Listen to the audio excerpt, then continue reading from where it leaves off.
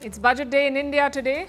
The first full budget of Prime Minister Modi's third term, the eighth budget of Finance Minister Nirmala Sitharaman, which is a record in itself, and her shortest full budget speech, 1 hour 14 minutes long. Her longest was in 2020, which was 2 hours 40 minutes long. It was also the longest ever in India. The highlight of today's budget was a tax relief to the middle class. No income tax for those who earn 12 lakh rupees or less in 1 year.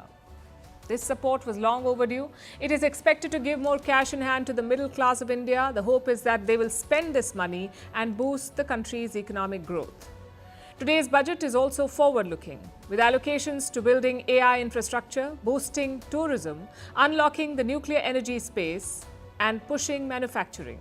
Tonight, on this special edition of Vantage, we will bring you the highlights. We'll also look at India's foreign policy and defense priorities as spelled out through the allocation of money, and give you the Vantage verdict on Budget 2025. The headlines first. 18 Pakistani paramilitary personnel killed in an ambush in Balochistan. Armed assailants targeted the vehicle they were travelling in. No one has claimed responsibility for the attack yet. In recent months, there has been a surge in attacks in mineral-rich Balochistan. The restive region borders Afghanistan and Iran. At least 50 people killed in the Sudan in a paramilitary attack on a market. Since April 2023, the paramilitary RSF has been at war with the army. In recent weeks, the army has reclaimed key bases. The conflict in the Sudan has killed thousands of people and displaced more than 12 million. A small medical jet crashes in Philadelphia, causing an explosion and setting several homes ablaze. All 6 people on board were killed in the incident. This is the second aviation disaster in the US this week. On Wednesday, a passenger plane and a military helicopter collided, killing 67 people. Taiwan bans its government agencies from using DeepSeek, fearing that the Chinese product could endanger national security. South Korea, France, Italy and Australia have also raised concerns. This week, DeepSeek sparked panic on Wall Street. Its new chatbot claims to match American companies in its abilities, but at a fraction of the cost. And Colombia offers to pay for the deportation of its citizens from the United States. This comes after the president's public spat with Donald Trump over migrants. Colombia has accused the US of treating the migrants like criminals and placing them in shackles and handcuffs.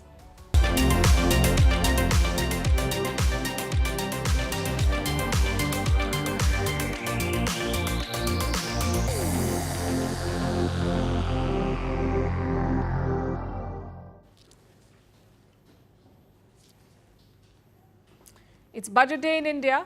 Usually budget speeches follow a familiar script. But this year feels different. If we have to sum up this budget in one word, it would be pivot. India is facing global headwinds. It still remains the world's fastest growing major economy, and the growth rate has fallen below 7%.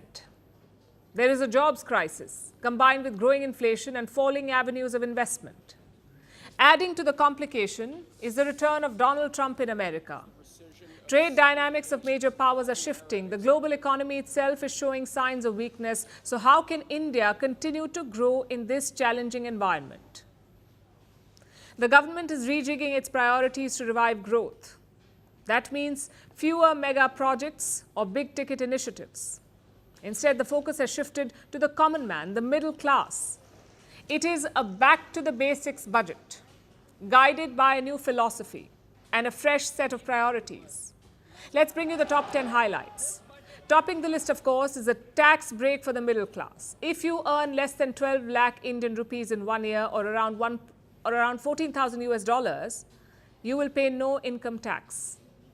I am now happy to announce that there will be no income tax payable up to income of 12 lakh rupees.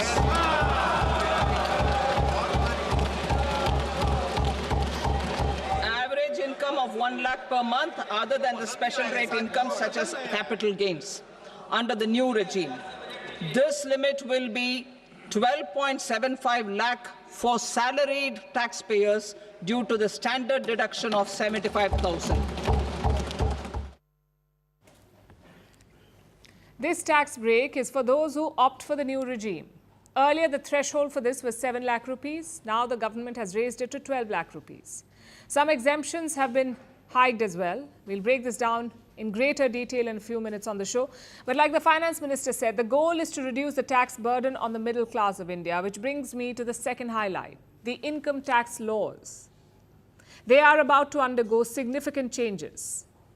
Next week, Nirmala Sitharaman will table a new income tax bill.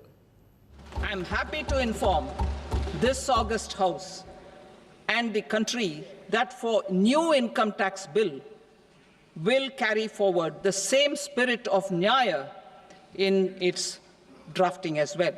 The new bill will be clear and direct in text, with close to half of the present law in terms of both chapters and words. It will be simple to understand for taxpayers and tax administrators, leading to tax certainty and reduced litigation. We still don't have the specifics, but the new tax law has two main goals. First is to reduce tax litigation, and second is to simplify tax laws, to make them easy to understand. The Finance Minister shared a key insight today. India's current tax law dates back to 1961. It has 23 chapters and 298 sections. The new tax bill will be 60% shorter, so the government could do away with multiple archaic provisions in India's tax law. And these changes won't come cheap. Government revenues will take a hit, an $11.6 billion hit. This is because of the reduced tax rates. Nonetheless, the government plans to invest in high growth sectors, and that's highlight number 3, funding for startups. The government of India will infuse 10,000 crores for this. The money will be directed towards an existing fund, a fund that was created back in 2016. Both government and private sector players have contributed to this fund. So far, more than 1,100 startups have received funding from this entity, and they need more support going forward. Indian startups have been struggling. There has been a funding winter of sorts, especially in the tech sector. The government's latest cash infusion could jumpstart new investments. Highlight number 4. This is about artificial intelligence. The government wants to build a center for AI excellence. 500 crore rupees have been set aside for this. Center of Excellence in AI for Education. I had announced 3 centers of excellence in artificial intelligence for agriculture, health, and sustainable cities in 2023. Now a center of excellence in artificial intelligence for education will be set up with a total outlay of 500 crores.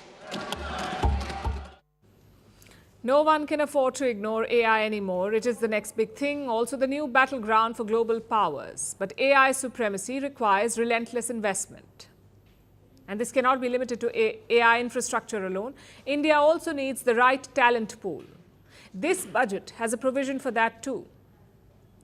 The government has set aside funds for 30 new skill centers. Again, they will focus on artificial intelligence along with robotics and the Internet of Things. The government is also incentivizing MSMEs. That's highlight number 5. MSMEs are micro, small and medium enterprises. They will receive better credit guarantees. They are now eligible for 20 crores of collateral-free credit. Earlier, this limit was 10 crores. Now it is 20 crores. So the government has essentially doubled their credit guarantee. Businesses are getting some tax relief too.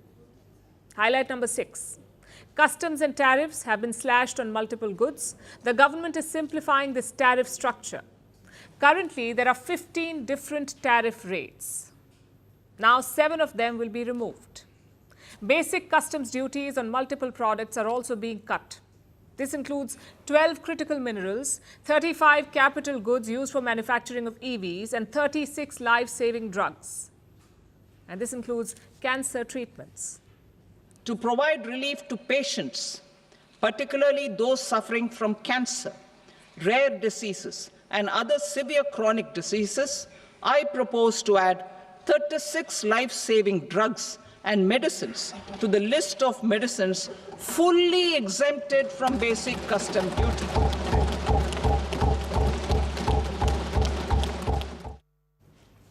Highlight number 7 is infrastructure. For nearly a decade now, the NDA government has prioritized infrastructure spending. The goal was to drive growth and create jobs. And this year is no different. The government will invest almost $130 billion in infrastructure. The money will go towards building roads, railways and ports.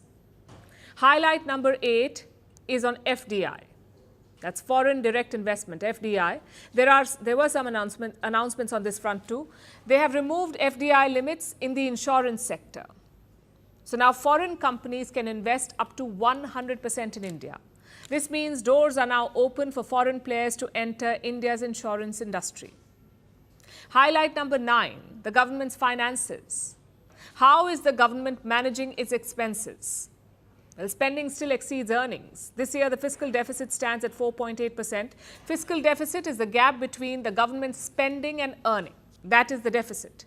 And while the government is running a deficit, it seems to be under control now. In the next financial year, the government plans to bring the deficit down to 4.4%. The fiscal deficit is estimated to be 4.4% of GDP. To finance the fiscal deficit, the net market borrowings from dated securities are estimated at 11.54 lakh crore. The balance financing is expected to come from small savings and other sources. Time for highlight number 10, the new priorities for the government. Like I said, with this budget, they're making a pivot, focusing on new things. The government has identified six domains for this: taxation, power, urban development, the financial sector, mining and regulatory reforms. And the Finance Minister is promising transformational reforms in these areas. So that was the budget for you. It is clear that the government is taking a new approach. The global landscape is more challenging than before. The developed world is turning inward. Globalization is losing appeal and geopolitics is shaping trade relations. So far, India remains on the right side of these shifts, but not without suffering a few setbacks. India's growth rate has slowed. Job creation and investment have stalled. For a revival, the government needs a new game plan, and today's budget is an acknowledgement of that reality.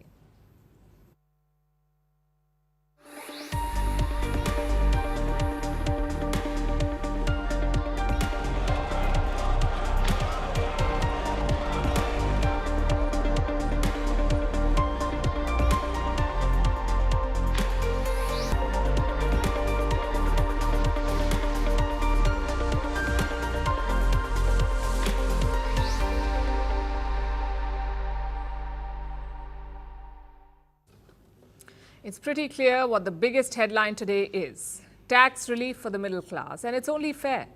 We are talking about the workhorse of the Indian economy. Any crisis, they are on the front line, whether it's a global pandemic or mass corporate layoffs or rising inflation or even a recession.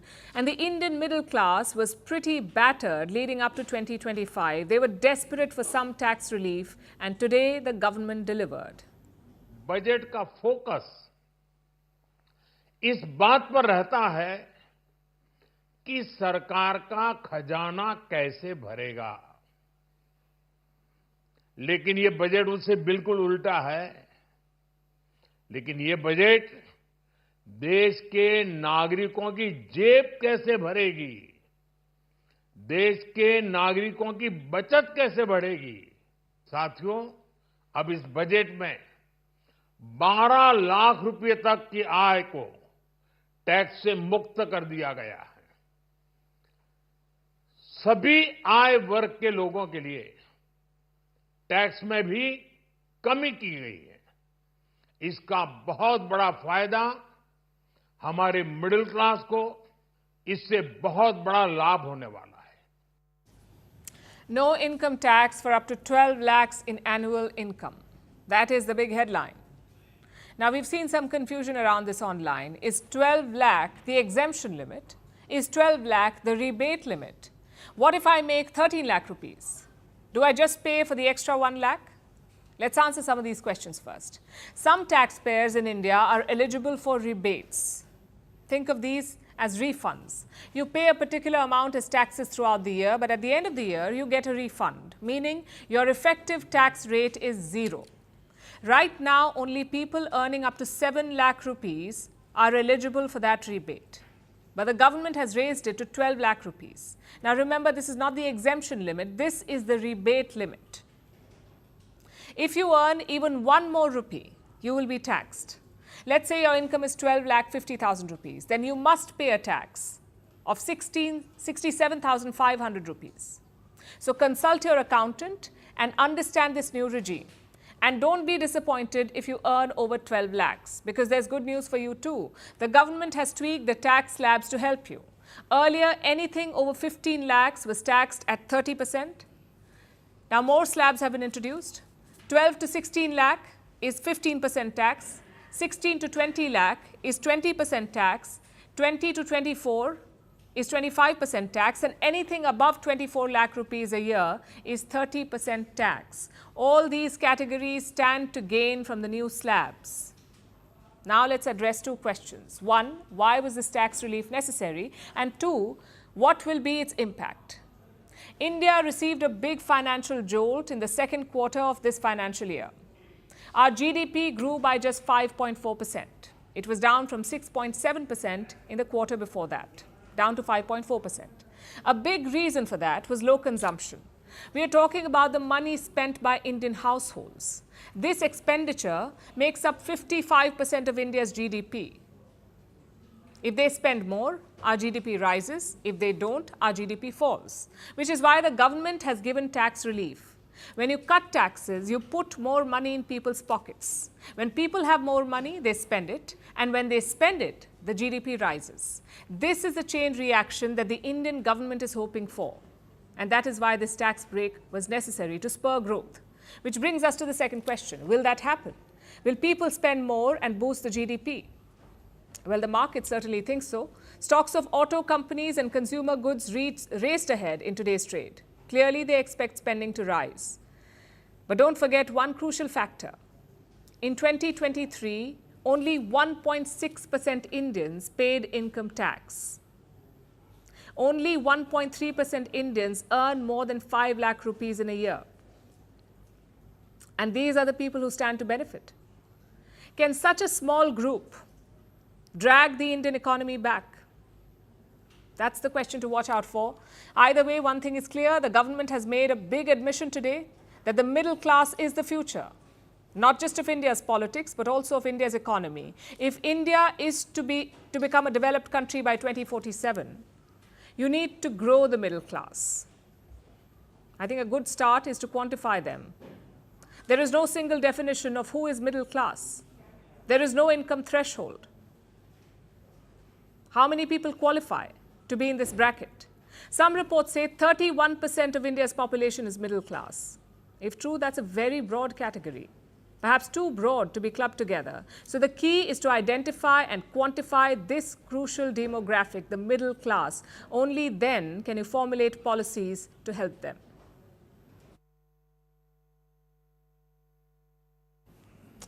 There is more good news for the Indian middle class in the budget. The government has reduced duties and taxes on a range of items, from medicines to minerals and key components. A lot of things will be cheaper going forward. And this is expected to impact middle class spending in a big way. A range of products, from mobile phones to EVs, could potentially get cheaper. But like with every budget, there's also a flip side to the changes in tax rates. The duties on some items are about to go up. So what's going to get cheaper? And what's getting more expensive? Our next story breaks it down. Boosting manufacturing and furthering Make in India. Did the budget speech leave you overwhelmed? The avalanche of numbers, the maze of complex jargon, and most crucially, the key takeaways buried deep within the fine print. They are hard to spot and even harder to financially plan for. But don't worry, because we have got you covered. Just like every budget, this one too is reshuffling price tags across multiple categories of products. Let's start with the good news first, the goods that are getting cheaper. Medicines are right at the top. 36 life-saving drugs are now fully exempt from customs duties. This includes 3 major cancer treatment drugs like trastuzumab deruxtecan, osimertinib and durvalumab. Some tech products too could also get cheaper, like mobile phones. The government has given some relief to smartphone manufacturers and has cut customs duties on some components that are needed to make these phones. Their import will now become cheaper.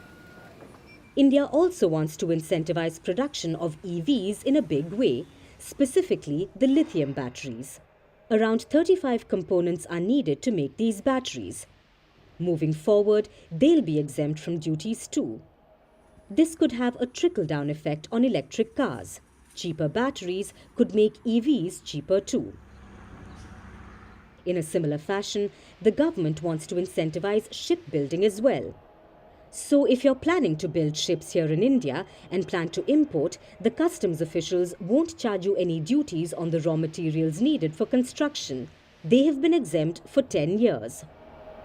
Besides these products, the reduced rates will benefit critical minerals like cobalt, lead and zinc, mobile phone chargers and electronic toys.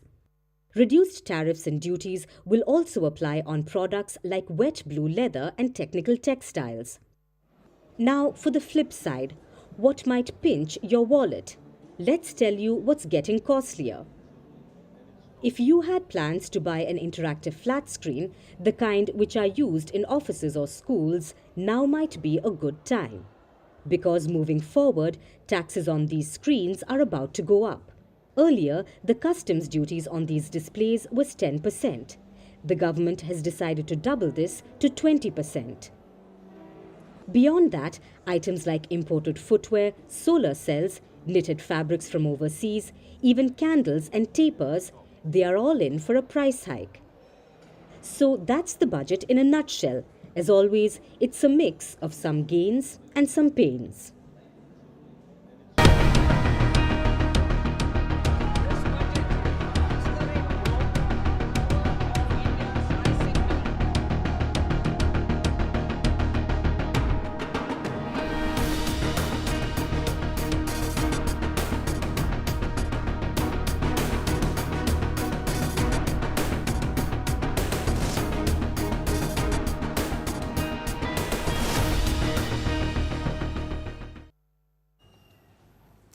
Now we zoom into two ministries, the Ministry of External Affairs and the Ministry of Defence. The budget allocations for these two give valuable insights. They help us understand how the Government of India views foreign relations, both friendly and otherwise.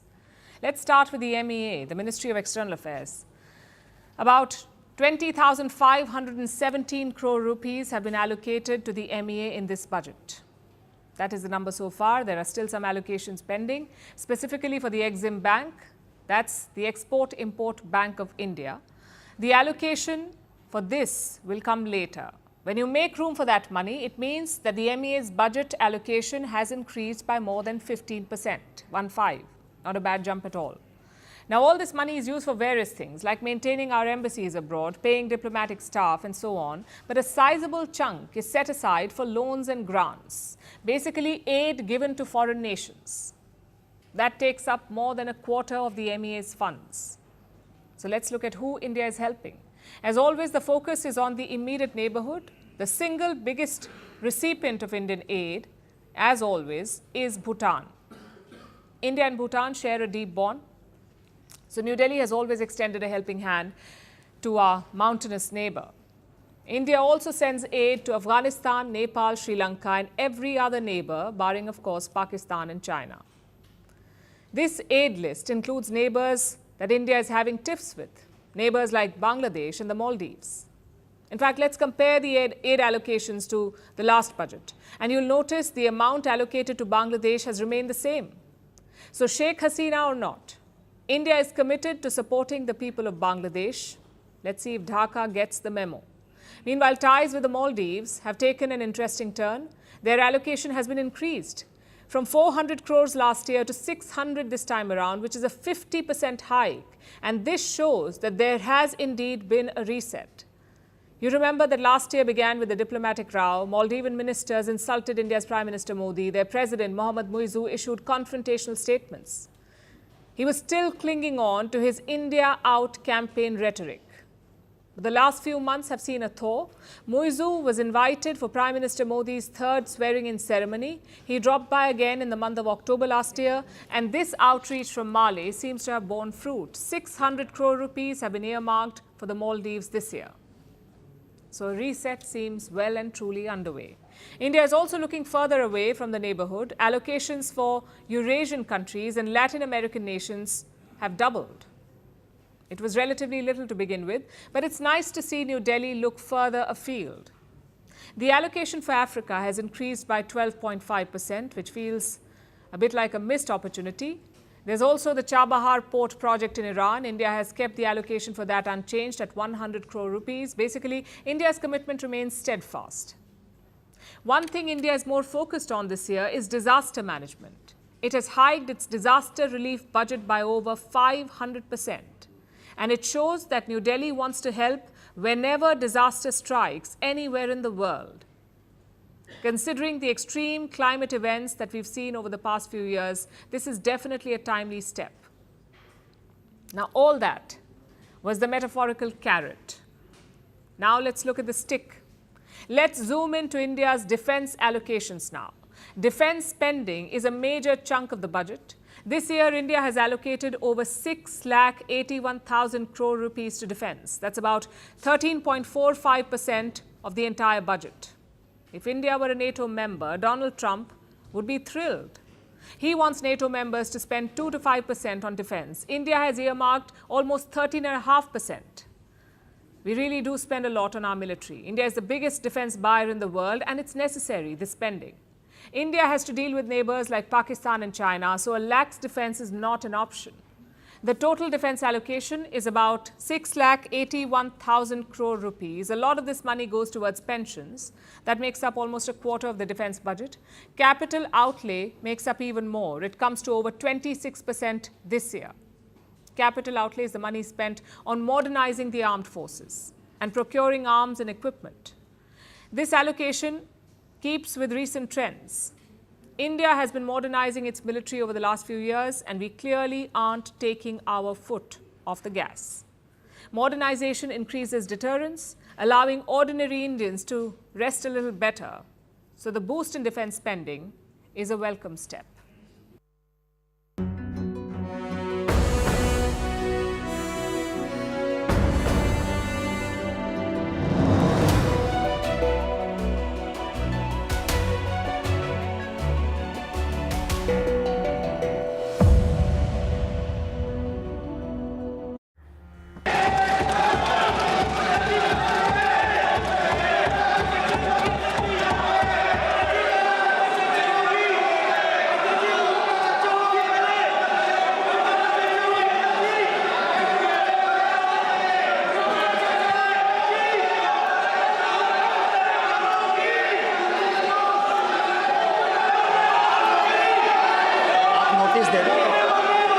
सदस्यगण, budget के बाद राज्यपाल अभिभाषण में आपको पर्याप्त अवसर दूंगा। मेरा आपसे निवेदन है, नहीं माननीय अखिलेश जी, आपने संसद की मर्यादा को आप बना के रखें। कभी बजट भाषण के अंदर इस तरीके का नहीं हुआ। ये उचित नहीं है, ये उचित नहीं है। अखिलेश जी प्लीज, मैं आपको मौका दूंगा राज्यपाल अभिभाषण पे, प्लीज। नो, ये तरीका ठीक नहीं है। No,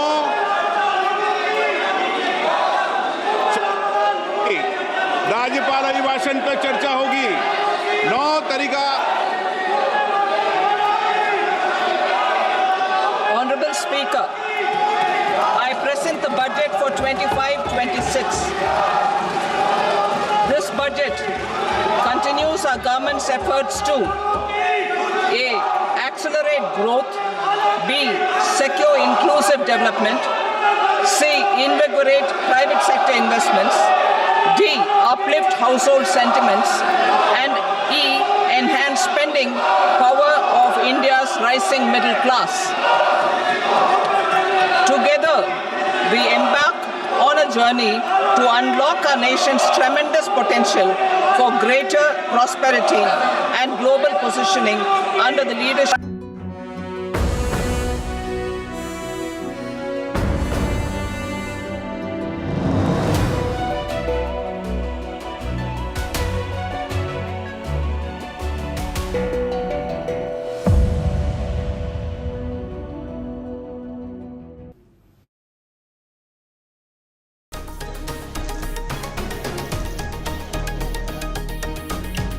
Center of Excellence in Artificial Intelligence for Education will be set up with a total outlay of 500 crores.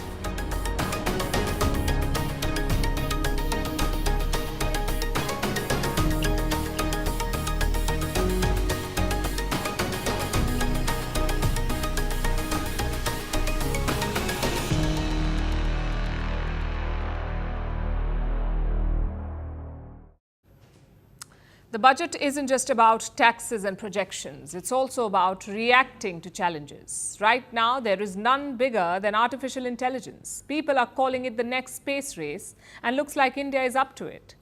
This budget focused on three parts of AI. The first is funding, the second is institution building, and the third is protecting jobs. Each of these parts had a specific objective. Let's start with the funding.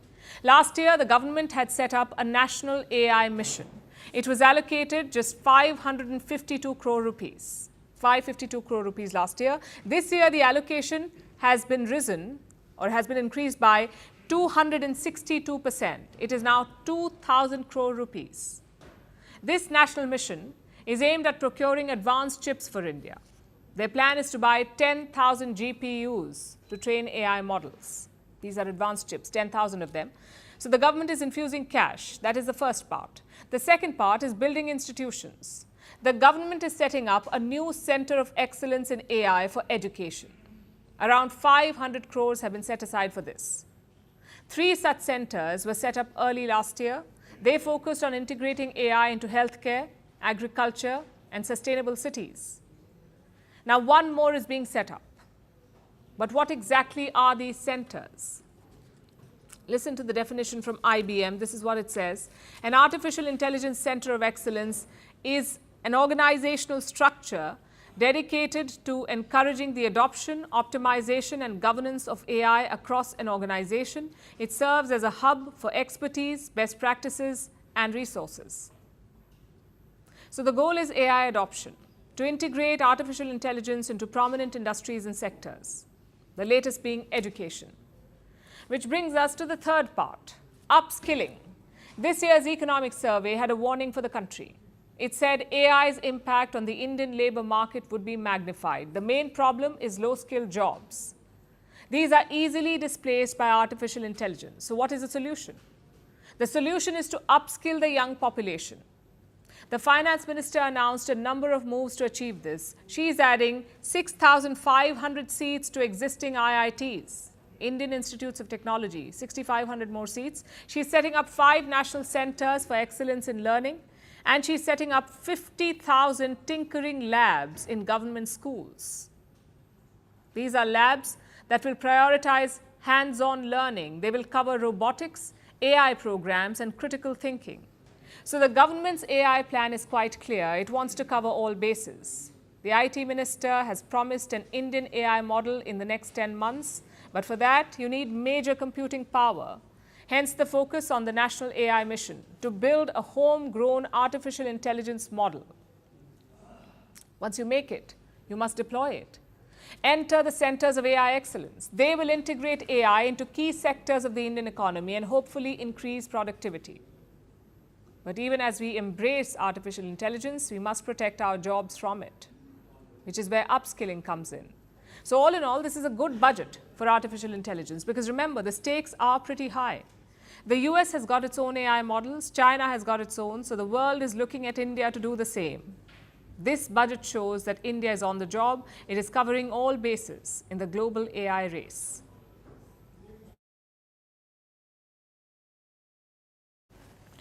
And speaking of covering all bases, how can we forget manufacturing? If India aims to become a developed nation by 2047, it will have to ramp up its manufacturing sector. This is what will drive the next phase of India's growth, and the budget acknowledges and addresses this.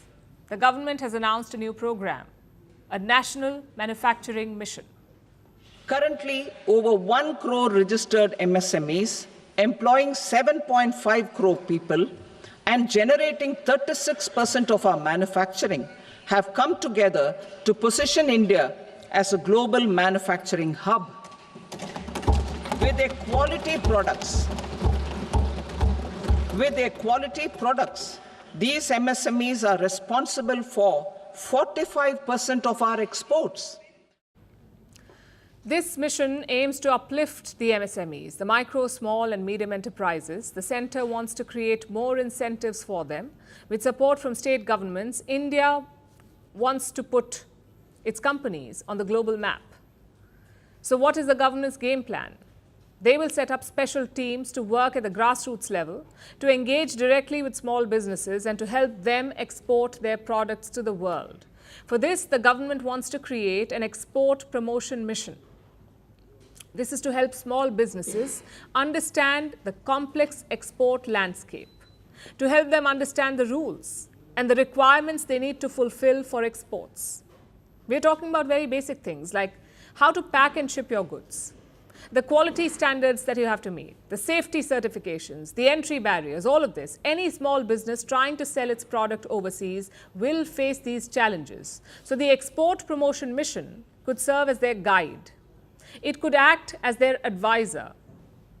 This was one of the standout ideas from the budget. There were more, like the plan to turn India into a global toy hub. This falls under the Make in India mission. You see, toy production has been a success story for us. About a decade ago, India was a net importer of toys. But by 2022 and 2023, it became a net exporter. Toy exports surged by over 200% in the last 10 years, and imports declined by 52%. This is a promising trend, and there is still room for growth here. Toys make up only a small share of India's total exports. Last year, India exported toys worth over $150 million. To boost these numbers, the government plans to introduce new schemes. India is also targeting some high growth and high value products. The government is offering targeted concessions to these sectors. This is to increase their manufacturing output, like EVs or electric vehicles. India wants more batteries for EVs to be made at home, so it has slashed duties on battery components. Some 35 of them have been exempted from duties. Smartphone manufacturing also got a boost today, again through tax breaks on imports. India removed import tax on some smartphone parts, stuff like printed circuit board assembly, parts for the camera modules on smartphones, and USB cables.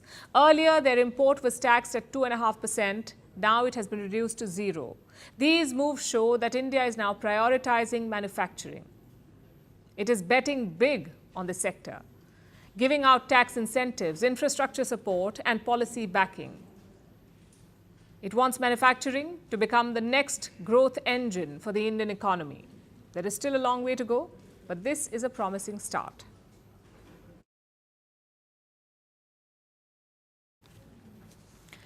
India is rapidly developing as a nation, the fastest growing major economy in the world. This isn't an easy feat to achieve. It's like a roaring flame. You need to feed it. Without fuel, you risk the fire dying out. As India keeps developing, it will keep needing fuel. It needs energy to keep the blaze going, and that is why Finance Minister Nirmala Sitharaman made a special note today. Development of at least 100 gigawatt of nuclear energy by 2047 is essential for our energy transition efforts. For an active partnership with the private sector towards this goal, amendments to the Atomic Energy Act and the Civil Liability for Nuclear Damage Act will be taken up. Let's unpack that for you. Nirmala Sitharaman wants to increase India's share of nuclear power to 100 gigawatts by the year 2047. She mentioned energy transition efforts. That means moving away from fossil fuels and towards cleaner energy. Now, nuclear energy is part of that mix. 100 gigawatts is an ambitious plan. Currently, it's at about 8.2 gigawatts. We want to take it up to 100. Currently, it makes up a measly 1.8% of India's power generation capacity. If India really wants to pivot to nuclear energy, a lot of work needs to be done. That is why the Finance Minister wants the private sector to step in. Currently, India's Atomic Energy Act does not allow for private participation. Even if it did, it isn't really an attractive business opportunity. Nuclear companies are liable for damages to the plants. They shoulder a massive risk if anything goes wrong, which is not necessarily a bad thing. It prevents companies from building shoddy nuclear plants. But the Indian law is considered prohibitively harsh, more so than in other countries. And that is why the government wants to amend it. It aims to make changes to the Atomic Energy Act and the Civil Liability Law. Once these amendments pass through Parliament, they will pave the way for the entry of private nuclear firms. It could allow foreign companies to finally bid for Indian nuclear contracts. Let's look at this in the current global context. There's a nuclear scramble underway, especially in Africa. The US, Russia, France, China, and South Korea are all bidding for contracts. Russia has a clear edge in Africa, but the other nations are keen to compete. Imagine if this bidding war comes to India. It could ensure that we get modern nuclear technology, that too at competitive prices. So the Indian government's move seems timely, to say the least. But it's not just about attracting foreign companies. A nuclear energy mission for research and development of small modular reactors with an outlay of 20,000 crore will be set up. At least 5 indigenously developed small modular reactors will be operationalized by 2033. India wants small modular reactors, or SMRs. The name is self-explanatory. These are smaller nuclear reactors. They generate up to 300 megawatts of power. Anything bigger becomes a conventional reactor. But SMRs have no bottom limit. You have tiny micro-reactors as well, capable of generating as little as 10 megawatts. But India's 100 gigawatt target calls for the larger kind. And SMRs have been around for a while. The modular part in the name means that they can be factory made and then assembled on site. It speeds up the construction process significantly. So how fast can they be set up? At least one South Korean company says they can do it in 24 months. And this is a 180 megawatt reactor, not the micro kind. If these turnover times hold true, then India could soon be swimming in nuclear power plants in time for the 2047 target. But before that, India wants to develop this technology at home. Finance Minister Sitharaman said that she wants 5 indigenous reactors by 2033. In 8 years. It's a tall order, but possible with technology transfer, and if we start immediately. Again, this means unleashing the private sector. The way forward is clear. A plan is in place. So let's hope India gives the green light soon. Our growth ambitions depend on it.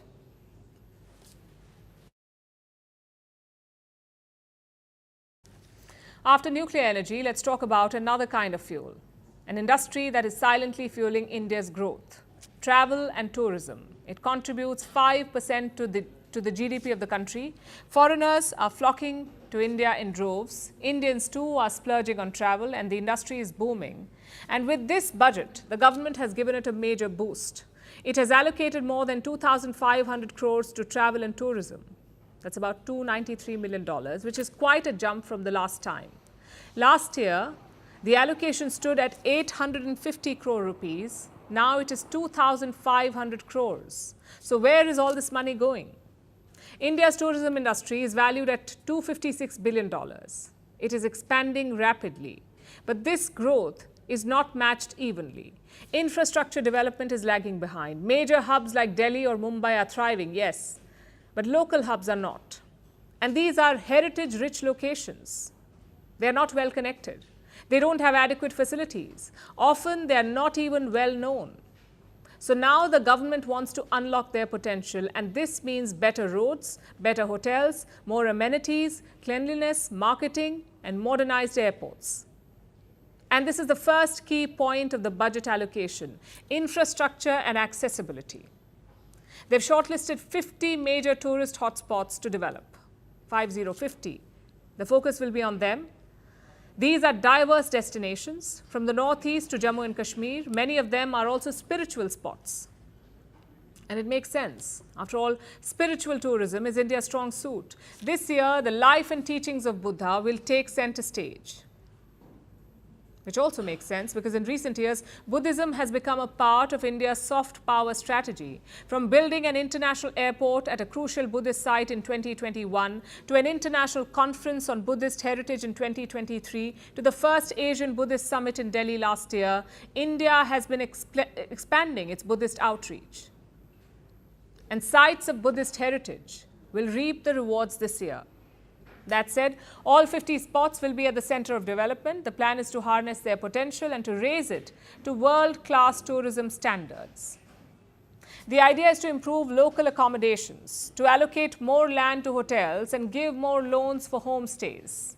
The focus is on better accessibility too. With Udan 2.0, this is India's air travel scheme. It has connected 88 airports already. Now the plan is to link 120 new destinations and add 4 crore or 40 million passengers over the next decade. It is an ambitious goal, but not an impossible one. So that's the first part, infrastructure and accessibility. The second part is growing the number of tourists. How do you get more people to come? Domestic travel is already dominating the market, so this time the focus is on international tourists. India wants 100 million of them by 2047, and the budget makes this priority very, very clear. The government wants to introduce visa waivers to ease the entry of foreign tourists. But there's a small caveat: this is not for everyone, not for all international visitors. It applies only to some select groups, and the details of those are not out yet. But this initiative will most likely target key markets like Spain and France. Now we come to the third part of the plan, medical tourism. Globally, this is a $30 billion market. By the end of this decade, it is projected to surge to $137 billion, medical tourism. And India wants to tap this growth with the Heal in India initiative. It plans to boost India's wellness tourism and attract patients from the world over. Now, all these may look like different moves. But when you connect the dots, infrastructure, accessibility, getting more people in, medical tourism, you see the big picture. India wants to fuel the beast that is the travel industry, to give it an economic boost, to jump on growing travel trends, and to promote India's soft power, its rich culture and heritage, which will only strengthen India's global appeal.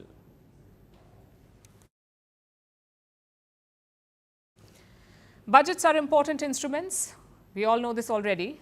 They set goals and targets for the upcoming fiscal year. They help us understand India's priorities. We have seen this for years now, like in 1991, the reform budget, which opened up India's economy to the world, or the 2000 Millennium Budget. It laid the groundwork for IT development. It pushed India into the 21st century. What's even more interesting is how India's budgets have evolved, not just in what they say, but in how they do it. From using a budget briefcase to replacing it with a Bahi Khata or a traditional ledger, and then moving to a tablet, signaling modernization. Our next report tells you about India's budget evolution. Today, when Finance Minister Nirmala Sitharaman arrived at the Parliament, she was all set to unveil India's roadmap for the upcoming year. But before doing so, she posed for a picture in a nod to tradition and change. You see, the Union Budget is a paradox. It is a mix of heritage and evolution, of tradition and modernization. To understand how, let's go back in history to November 1947. That's when R.K. Shanmugam Chetty announced the budget. At the time, he served as the first Finance Minister of India. He presented the first budget of independent India. This was a long time ago. Since then, a number of budgets have been announced. Now, of course, some of them have stood out, like the 1991 budget, popularly known as the Reform Budget. It brought a major shake-up to India. It opened up India's economy to the world. The 1997 budget is also part of this club. This was the so-called Dream Budget and reformed India's tax regime, or the 2000 Millennium Budget. It set the groundwork for India's IT development and pushed the country into the 21st century. So different budgets have left their mark in different ways. But look at the bigger picture and you'll see this. India's budgets have evolved. It all started with the budget briefcase. That's what the iconic briefcase is called. The budget was read from documents inside the briefcase. It was India's legacy from the British colonial rule. In 2019, the Narendra Modi government changed this. Sitharaman made history by breaking this tradition. She opted for the traditional Indian Bahi Khata. This is a red ledger-style pouch. It is commonly used by business owners in India to maintain accounts. This step was a showcase of India's departure from British customs and a return to its cultural roots. Then came another switch, this time nudged by the pandemic.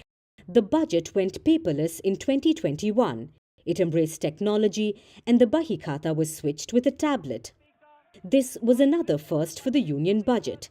It was delivered using a Made in India tablet, a move signalling reduced paper use and improved digital accessibility. Since then, Sitharaman has maintained this. She carries the tablet in a Khata-style pouch, blending modernity with tradition. And if anything, this is symbolic of India's budget history and its future priorities. To benefit all taxpayers. Everyone's in the business of rating budgets nowadays. We won't do it, but we will share our take, the Vantage verdict. Two things. One, this is a responsive budget. Yesterday, we showed you memes on the Indian middle class, on how they were always disappointed by the budget. It may have looked funny, but it was also a call for help. An appeal from a group that is under a lot of financial pressure. And credit to the government, because they responded to it. Their budget sent a clear message to the middle class of India. We hear you. That's the first point, focus on the middle class. Second, it's a budget of transition. This government has focused heavily on capital expenditure. It has built dozens of ports and airports, hundreds of kilometers of highways and tunnels, but there's a limit to what the government can do. The expectation is the private sector will take it forward. The economic survey said the same thing. The government must deregulate and get out of the way, and the private sector must step in. So these are the two big messages from the government. The middle class should spend more and the private sector should build more. It's a budget that acknowledges and addresses the challenges that lie ahead with an eye on Viksit Bharat 2047.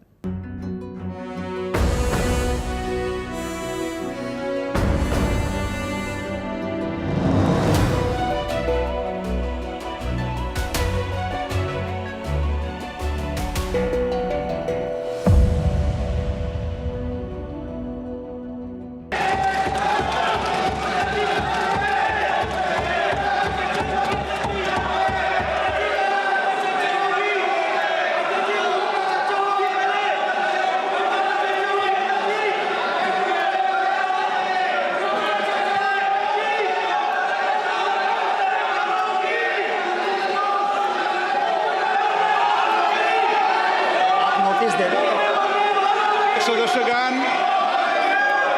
Budget के बाद राज्यपाल अभिभाषण में आपको पर्याप्त अवसर दूंगा। मेरा आपसे निवेदन है, नहीं माननीय अखिलेश जी, आपने संसद की मर्यादा को आप बना के रखें। कभी बजट भाषण के अंदर इस तरीके का नहीं हुआ, ये उचित नहीं है, ये उचित नहीं है। अखिलेश जी प्लीज, मैं आपको मौका दूंगा राज्यपाल अभिभाषण पे, प्लीज। नो, ये तरीका ठीक नहीं है।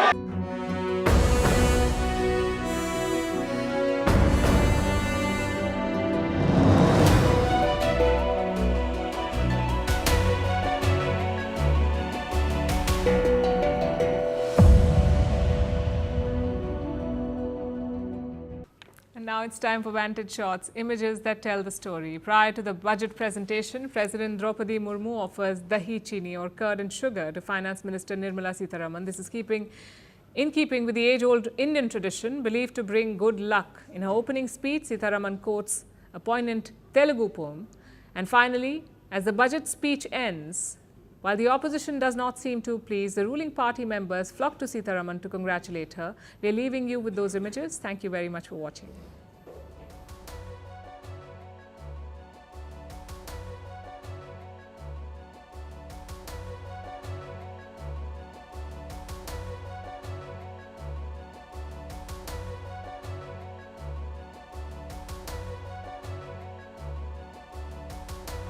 The great Telugu poet and playwright Gurujada Apparao had said, Deshamante matti kadoy, Deshamante manushuloy, meaning a country is not just its soil, a country is its people.